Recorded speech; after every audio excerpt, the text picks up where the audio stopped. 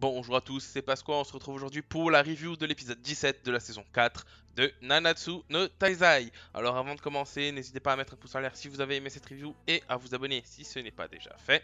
Et on passe directement à la review de l'épisode. Alors, cet épisode, cette review va être quand même assez courte puisqu'il se passe pas grand chose finalement dans cet épisode, puisque on reprend exactement là où on s'était arrêté, c'est-à-dire les Seven Deadly Sins qui viennent pour aider Meliodas et Elisabeth face au roi démon. Donc, on a un plan qui se met en place avec le fait que Gaozer et Meliodas rentrent dans l'esprit du roi démon afin de réveiller Zeldris et de faire comme avec Meliodas, c'est-à-dire que Zeldris reprenne le contrôle, batte le roi démon et tout est fini, tout est bien qui finit bien. Voilà, tout simplement. Bon, j'avais déjà dit que cette solution allait arriver parce que je trouve que, enfin, en tout cas, c'est le seul moyen de mettre Gaozer en avant, en tout cas qui serve à quelque chose, puisque niveau puissance, il est complètement dépassé, Gaozer. C'est le seul intérêt qu'il a, c'est-à-dire rentrer dans l'esprit du roi démon. Donc bon, on verra plus tard dans les prochains épisodes, puisque là, bon, ils veulent rentrer dans l'esprit du roi démon, mais évidemment, le roi démon ne se laisse pas faire. Donc, on a nos Seven Deadly Sins qui essayent de protéger Gaozer et Meliodas pour qu'ils puissent rentrer dans l'esprit. On a même King qui fait sa barrière de protection et Merlin qui se TP. Voilà. Mais pour protéger nos amis, il y a Escanor qui débarque. Avec un message plutôt sympa, vraiment, qu'il est là pour défendre ses amis, tout ça, tout ça. Je trouve qu'il a débarqué un peu trop facilement. J'aurais bien aimé une scène un peu plus sympa, en le voyant débarquer, plus stylé. Mais bon, de toute façon, cet épisode, j'en reparlerai dans mon avis, mais bon, voilà. Et pas tip top. Donc, on a Escanor, Ban, King qui défendent nos amis. Puisque Gaozer et Meliodas maintenant rentrent dans l'esprit du roi démon. Et ils sont enfermés dans le Perfect Cube de Merlin pour être protégés. En rentrant dans l'esprit du roi démon, ils voient des Eldris qui est attaché. Et on a Girda qui est là, ou en tout cas l'illusion du roi démon qui est là, et Zeldris reprend connaissance et il dit qu'il le savait, que Girda c'était pas la vraie Girda, que c'était qu'une illusion, tout ça, et qu'il est heureux que son frère vienne le libérer, puisque bon, il a déjà abandonné 2 fois, donc la troisième, il veut le sauver, voilà, tout simplement. Bon, ils peuvent pas faire grand chose, parce que si ils touchent quelque chose de cet environnement, en tout cas de ce qu'il y a dans l'esprit de Zeldris, ils sont obligatoirement expulsés de cet esprit, donc ils ne doivent utiliser que leurs paroles et rien d'autre. Donc pendant ce temps, nos amis se battent dans le monde réel, toujours avec une animation tellement folle que j'en ai eu mal aux yeux, C'est une blague. Bon, pendant ce temps, on a Gerda qui débarque, la vraie, dans le monde réel, qui mord le roi démon qui était occupé avec nos Seven Deadly Sins. Et le roi démon l'attrape, la coupe en deux, mais comme elle a bu le sang de Zeldris qui est puissant, elle a pu se régénérer facilement grâce à ses pouvoirs de vampire. Et on apprend que en mordant Zeldris, ou en tout cas le corps de Zeldris, donc le roi démon qui a le corps de Zeldris, son pouvoir lui permet de se TP dans son esprit. Voilà, en gros, d'aller vagabonder dans l'esprit de Zeldris, comme Gaozer et Meliodas. Donc là, pendant que Meliodas est face à une multitude de Zeldris et qui ne sait pas lequel est le vrai pour le libérer, Gerda débarque, le trouve en 2 secondes, et bon, elle dit, de toute façon, si c'était Elisabeth, tu l'aurais trouvé du premier coup d'œil. Voilà, tout simplement, c'est pour montrer que le pouvoir de l'amour surpasse tout, Zeldris se rend vraiment compte que c'est elle. Meliodas est expulsé de l'esprit de Zeldris, puisque il a affronté les faux Zeldris qui s'attaquaient aux vrais pour le protéger, et donc du coup il se fait expulser de là, et on a une scène avec Gerda et Zeldris qui vont affronter le roi démon dans son esprit, quoi. Voilà, tout simplement, donc la scène se finit là. On repasse du coup dans le monde réel où bah, nos Seven Deadly affrontent encore le roi démon avec une animation folle. On a Ban et Escanor qui sont blessés. Bon, du coup, Elisabeth demande à Merlin d'enlever les Perfect Cubes pour qu'elle puisse se soigner. Donc voilà, c'est vraiment le soutien des Seven, hein, tout simplement. Meliodas reprend son esprit, sauve Elisabeth. Bon voilà, il se passe pas vraiment grand chose d'intéressant. Mais là, on a Diane, hein, qui dit que justement elle ne sert à rien. Voilà, elle ne fait jamais rien, elle ne sert à rien, on peut pas compter sur elle. Et là, bah, elle demande à Merlin de la faire grandir. Et elle commence à faire la danse du roi drôle. Et afin d'augmenter sa puissance. Et là, bah, grâce à la danse et au pouvoir de l'amour de King qui lui dit que quand ils auront battu le roi démon, ils vont se marier. Voilà. Elle crée une plateforme au-dessus du lac afin que le roi démon soit séparé du lac et ne puisse pas récupérer tout son pouvoir magique. Voilà, tout simplement. Et bah l'épisode se termine sur ça, hein, sur les Seven qui ont surélevé le roi démon et qui vont l'affronter à pleine puissance, puisque la dernière scène vraiment c'est Escanor qui est en feu, qui pointe du doigt le ciel et qui dit le soleil est bien en haut, quoi, c'est midi, quoi, en quelque sorte, et que ça va chauffer pour lui. Et voilà, ça se termine là. Donc, mon avis sur cet épisode, très déçu. Voilà, j'ai été très déçu par cet épisode. Pas par rapport à ce qu'il se passe. Parce que en vrai, ce qu'il se passe, bon, pourquoi pas, hein, les combats, le, toute l'histoire qu'il y a dans l'esprit de Zeldris, et à la fin Escanor qui va montrer toute sa puissance sûrement au prochain épisode, enfin au prochain épisode. Donc ok, mais en fait c'est l'animation. Pour le coup, je ne peste jamais sur l'animation en général, hein. Je veux dire, les autres épisodes de Seven Deadly Sins, ils sont pas fous en termes d'animation, hein.